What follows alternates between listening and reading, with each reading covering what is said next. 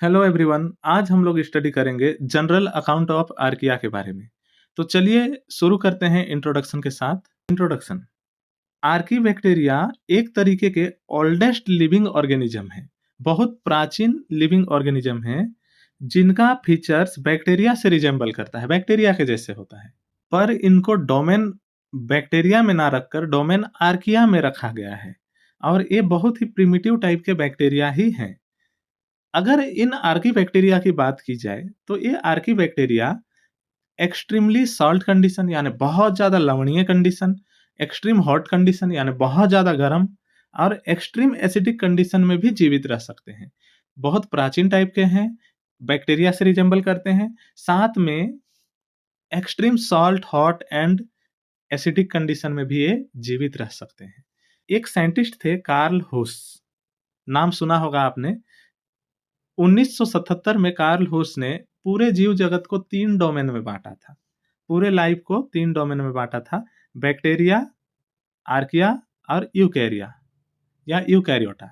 जिसमें बैक्टीरिया में उन्होंने बैक्टीरिया को रखा, यूकेरिया में उन्होंने आर्कीबैक्टीरिया को रखा और यूकैरियोटा में उन्होंने यूकैरियोटिक सेल को रखा था। तो यही यूकैरिया डोमेन में आर्कीबैक्टीरिया को रखा गया है, जो प्रिमिटिव टाइप के बैक्टीरिया हैं। आर्कीबैक्टीरिया बहुत ही पुराने टाइप के बैक्टीरिया हैं जो येलोस्टोन नेशनल पार्क में डिस्कवर किए गए थे।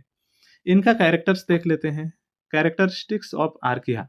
ये मोस्ट प्रिमिटिव बैक्टीरिया हैं, ये बहुत ही प्राचीनतम बैक्टीरिया हैं। आर्कीबैक्टीरिया ऑब्लिगेट और फैकल्टेटिव एनारोब्स होते हैं।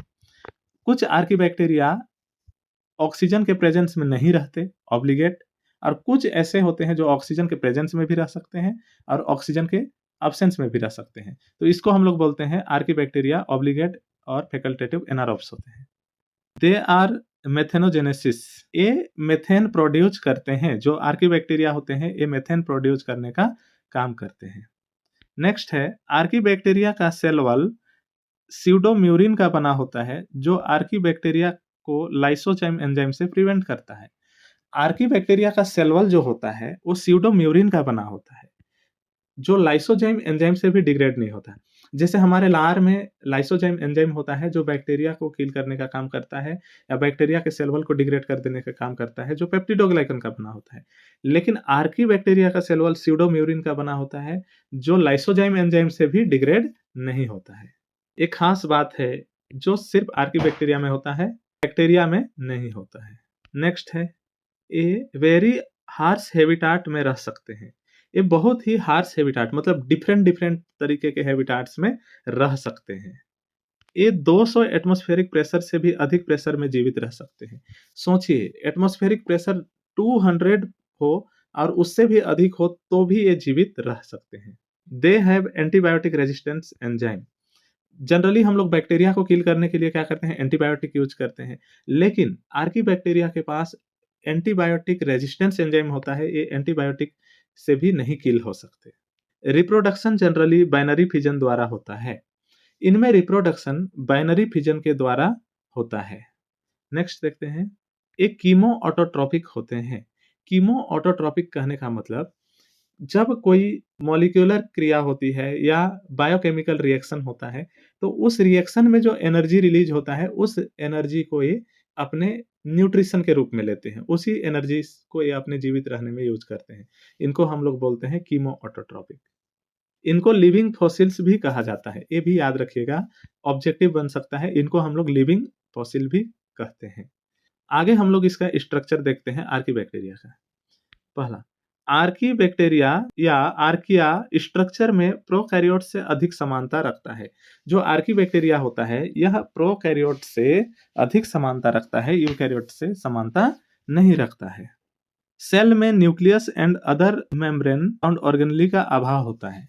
सेल में nucleus and other membrane bound organelle नहीं पाए जाते हैं। यानी प्रोकैरियोट्स जैसे होता है, जैसे बैक्टीरिया में ना ही न्यूक्लियस होता है ना ही कोई मेम्ब्रेन बाउंड ऑर्गेनेल होता है, उसी तरीके से इनमें भी नहीं पाया जाता है। इसके अंदर सर्कुलर एंड कॉइल्ड डीएनए पाया जाता है। इसके अंदर देखेंगे तो एक सर्कुलर डीएनए या कॉइल्ड इस तरीके से मुड़ा हुआ डीएनए पाया जाता है। इसमें प्लाज्मिड डीएनए पाया जाता है जो अदर सेल में एक्सचेंज होने की कैपेबिलिटी रखता है।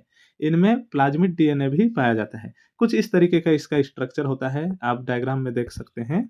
ये इसका कवर होता है जो स्यूडोम्यूरिन का बना होता है। उसके अंदर इसके मेम्ब्रेन होंगे, प्लाज्मा मेम्ब्रेन होंगे, उसके बाहर सेल वॉल होता है। साथ में एक फ्लैजिला लगा होता है इस तरीके से, ये लंबा जो देख पा रहे हैं फ्लैजिला है। और सेल वॉल के बाहर भी एक लेयर होता है, उसको हम लोग बोलते हैं कैप्सूल, अगर ठोस हो तो, और स्मूथ हो तो स्लाइम लेयर कहते हैं। ये पीली लगे होते हैं जो कंजुगेशन ट्यूब बनाने का काम करते हैं। यहाँ न्यूक्लियोइड होता है, मतलब जिस रीजन में डीएनए प्रेजेंट होता है उसको हम लोग न्यूक्लियोइड कहते हैं। राइबोसोम 70S प्रकार का होता है और लिक्विड कंटेंट होता है जिसको हम लोग साइटोप्लाज्म कहते हैं। तो इस तरीके से सेम टू सेम लगभग बैक्टीरिया जैसे ही स्ट्रक्चर देखने को मिलता है आर्कीबैक्टीरिया का। आगे देखते हैं इसके स्ट्रक्चर के अलग अलग भागों को। सेल वॉल, आर्किया का सेल वॉल स्यूडोम्यूरिन का बना होता है जो आर्किया को lysozyme enzyme and other enzyme से प्रिवेंट करता है। आर्किया का जो सेल वॉल होता है हमने देखा था, ये स्यूडोम्यूरिन से बना होता है जो इनको लाइसोजाइम एंजाइम से या अदर एंजाइम से प्रिवेंट करता है, बचाता है, डिग्रेड होने नहीं देता है। आर्किया का सेल वॉल थिक होता है जो ज्यादातर ग्राम पॉजिटिव होता है। आर्किया का जो सेल वॉल होता है वह थिक मोटा होता है और ज्यादातर ग्राम पॉजिटिव टाइप का होता है। ग्राम पॉजिटिव आर्किया का सेल वॉल जनरली स्यूडोम्यूरिन का बना होता है, जबकि ग्राम नेगेटिव आर्किया का cell wall protein subunit या ग्लाइकोप्रोटीन का बना होता है। तो इनमें भी अलग अलग हैं। ग्राम पॉजिटिव बैक्टीरिया हैं और जनरली ग्राम पॉजिटिव होते हैं, तब उनका स्यूडोम्यूरिन से बना हुआ सेल वॉल होता है। लेकिन जब ये ग्राम नेगेटिव होंगे तो इनका सेल वॉल ग्लाइकोप्रोटीन या प्रोटीन सब यूनिट से बना होता है। तो इनके ग्राम नेगेटिव ज्यादा घातक नहीं होते हैं, ग्राम पॉजिटिव ज्यादा घातक होते हैं। सेल मेम्ब्रेन की बात करें, आर्किया के मेम्ब्रेन में लिपिड ब्रांच्ड हाइड्रोकार्बन चेन का बना होता है, यानी कि जो लिपिड बाइलेयर पाया जाता है वह ब्रांच होता है, ब्रांचिंग पैटर्न में, लीनियर नहीं होता है। ब्रांच लिपिड इनको एक्सट्रीम कंडीशन में जीवित रहने में हेल्प करता है। इनका प्लाज्मा मेम्ब्रेन जो होता है वह ब्रांच लिपिड से बना होता है, इसीलिए एक्सट्रीम कंडीशन में जीवित रह सकते हैं। बहुत ज़्यादा टेम्परेचर में भी, बहुत ज़्यादा हाई एसिडिक कंडीशन में भी, हाई सॉल्ट कंडीशन में भी ये जीवित रहते हैं। तो इनको एक्सट्रीम कंडीशन में जीवित रहने के लिए अलाउ कौन करता है? इनका लिपिड बाइलेयर जो ब्रांच होता है, इसलिए। नेक्स्ट इनमें पाया जाता है फ्लैजिला। इनकी फ्लैजिला भी बैक्टीरिया की तरह होता है बट ओरिजिन डिफरेंट होता है। बैक्टीरिया के जैसे ही फ्लैजिला होता है बट इनका ओरिजिन डिफरेंट होता है बस। इनके स्ट्रक्चर में और देखने को मिलता है जीनोम। तो डीएनए जो होता है वह सिंगल स्ट्रैंडेड होता है एंड क्लोज एंड सर्कुलर होता है। बैक्टीरिया में हमें डबल स्टैंडर्ड भी देखने को मिल जाते हैं, पर इनमें single standard, close and circular होता है। इनका डीएनए बैक्टीरिया से छोटा होता है। आर्कीबैक्टीरिया का जो डीएनए है ये बैक्टीरिया के डीएनए से छोटा होता है। आर्किया के जीनोम में जीसी रिच कंटेंट होता है, यानी कि आर्किया का जो डीएनए होगा उसमें ग्वानिन और साइटोसिन की मात्रा ज्यादा होती है। आर्किया में लगभग 1758 जीन होते हैं। आर्किया के डीएनए में लगभग 1758 जीन, 1700-1800 के आसपास जीन पाए जाते हैं। तो ये हो गई जीनोम की बात। अब इनके स्ट्रक्चर में हमें राइबोसोम भी देखने को मिलता है जो 70S टाइप का राइबोसोम होता है। जनरली प्रोकैरियोट्स में 70S टाइप के राइबोसोम ही प्रेजेंट होते हैं, उसी टाइप का राइबोसोम इनमें भी प्रेजेंट होता है। अब हम बात करते हैं टाइप्स ऑफ आर्कीबैक्टीरिया की। आर्कीबैक्टीरिया कितने टाइप्स के होते हैं इसको देख लेते हैं। पहला है मेथेनोजिनस बैक्टीरिया। ये बैक्टीरिया मार्सी एरिया में रहते हैं, यानी जो मेथेनोजिनस बैक्टीरिया होंगे ये दलदली एरिया में पाए जाते हैं। ये formic acid and carbon dioxide को मेथेन में कन्वर्ट कर देते हैं। ये जो मेथेनोजिनस बैक्टीरिया होते हैं ये फॉर्मिक एसिड को और कार्बन डाइऑक्साइड को मेथेन में कन्वर्ट करने का काम करते हैं। They are anaerobic. और ऐसे बैक्टीरिया जो होते हैं मेथेनोजिनस बैक्टीरिया, ये एनारोबिक होते हैं, यानी कि ऑक्सीजन के एब्सेंट में रहते हैं, जहां ऑक्सीजन होगा वहां ये नहीं रहते हैं। गोबर के सेल्यूलोज को मेथेन में कन्वर्ट करते हैं। गोबर में जो सेल्यूलोज पाया जाता है उसको मीथेन में कन्वर्ट करने का काम करते हैं आर्कीबैक्टीरिया। इसीलिए गोबर से मीथेन गैस काफी ज्यादा मात्रा में रिलीज होती है, क्योंकि गाय जो होते हैं घास खाते हैं या पत्ती खाते हैं, घास खाते हैं, तो घास या पत्ती का जो सेलुलोज होता है वह सेल्यूलोज से बना होता है और उस सेल्यूलोज को मीथेन में कन्वर्ट करने का काम करते हैं आर्कीबैक्टीरिया। एक कीमो ऑटोट्रॉपिक होते हैं, यानी कि जब ये मीथेन में कन्वर्ट करते हैं अलग-अलग गैसों को या कोई केमिकल रिएक्शन कराते हैं, तो उस दौरान जो एनर्जी रिलीज़ होता है, उससे अपना न्यूट्रिशन लेते हैं। कीमो ऑटोट्रॉपिक होते हैं।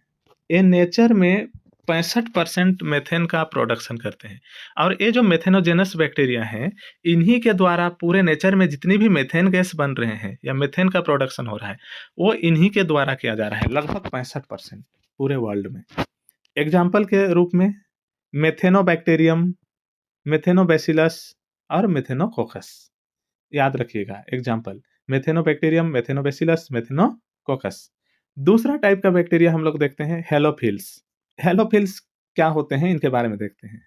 ये एक्सट्रीमली सॉल्टी एरिया में प्रेजेंट होते हैं, जहां बहुत ज्यादा लवणीय एरिया हो, जैसे समुद्री जल वगैरह हो, तो वैसे जगहों में ये प्रेजेंट होते हैं। हेलोफिल्स जनरली समुद्र में देखने को मिलते हैं। दूसरा, इनमें एक पर्पल मेम्ब्रेन डेवलप होता है, जिसमें फोटो रिसेप्टर पिगमेंट प्रेजेंट होता है, जिसका नाम बैक्टीरियो रोडोप्सिन है। इनमें एक पर्पल मेम्ब्रेन डेवलप होता है, जिनमें फोटो रिसेप्टर पिगमेंट यानी प्रकाश को ग्रहण करने वाले वर्णक होते हैं, जिनका नाम बैक्टीरियो रोडोप्सिन है। नेक्स्ट है, हेलोफिल बैक्टीरिया नॉन मोटाइल होते हैं। हेलोफिल बैक्टीरिया जो होते हैं, ये नॉन मोटाइल होते हैं, यानी इनमें फ्लैजिला नहीं पाया जाता, ये एक जगह से दूसरे जगह मूव नहीं कर सकते। नेक्स्ट है, ये मोस्टली एनारोबिक होते हैं। जितने भी हेलोफिल्स बैक्टीरिया होते हैं, ये जनरली अवायवीय कंडीशन में रहते हैं, यानी ऑक्सीजन के अब्सेंस में रहते हैं। कुछ वायवीय कंडीशन में भी रह सकते हैं। ये लाइट एब्जॉर्ब करके डायरेक्टली एटीपी सिंथेसिस करते हैं। ये जो हेलोफिल्स बैक्टीरिया हैं, ये लाइट को एब्जॉर्ब करते हैं और डायरेक्टली एटीपी का सिंथेसिस भी करते हैं। इनका एग्जाम्पल है हेलोकोकस और हेलोबैसिलस। दोनों नाम से ही स्पष्ट है, हेलोफिल्स बैक्टीरिया है तो हेलोकोकस, हेलोबैसिलस। नेक्स्ट हम लोग देखते हैं थर्मो एसिडोफिल्स। तीसरा टाइप के जो आर्की बैक्टीरिया हैं, वो हैं थर्मो एसिडोफिल्स। इनके बारे में देखते हैं। ये एक्सट्रीम टेम्परेचर में तथा हाई एसिडिक कंडीशन में पाए जाते हैं। जो थर्मो एसिडोफिल्स हैं, ये एक्सट्रीम टेम्परेचर मतलब बहुत ज़्यादा टेम्परेचर, हाई टेम्परेचर में तथा हाई एसिडिक कंडीशन में पाए जाते हैं। थर्मो का मतलब है टेम्परेचर और एसिडोफिल्स का मतलब है एसिडिक कंडीशन। तो ये बहुत ज़्यादा एसिडिक कंडीशन और टेम्परेचर में पाए जाते हैं। इनका cell membrane branch lipid chain का बना होता है।